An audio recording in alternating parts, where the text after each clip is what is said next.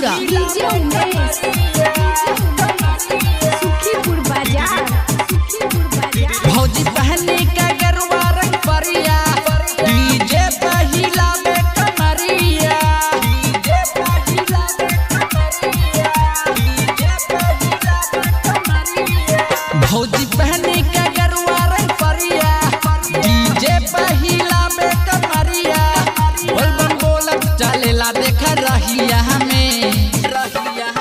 कुछ होई नहीं तोह के डगरिया में बाबा के हो तू नजरिया में कुछ होई नहीं तोह के डगरिया में बाबा के हो तू नजरिया में बोलबम लीला में कमरिया बोलबम कमरिया मिक्स बाय बलभद्र सिंह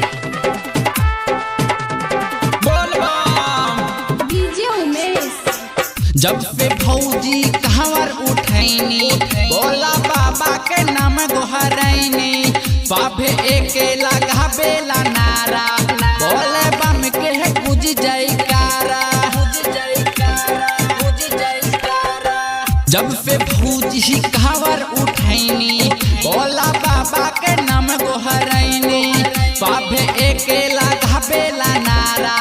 बोला बम के गुज जयकारा भौजी मारे ला देखय पटाइल लेके हथबा में आईफोन में बहाइल लेके हथबा में आईफोन में बहाइल लेके हथबा में आईफोन में बहाइल भौजी मारे ला देखय पटाइल लेके हथबा में आईफोन में बहाइल मथवा पे बांध के पगड़िया हमें कुछ होई नहीं तोह के डगरिया में बाबा के हो तू नजरिया हमें कुछ होई नहीं तोह के डगरिया में बाबा के हो तू नजरिया में बोलबम लीला में कमरिया बोलबम कमरिया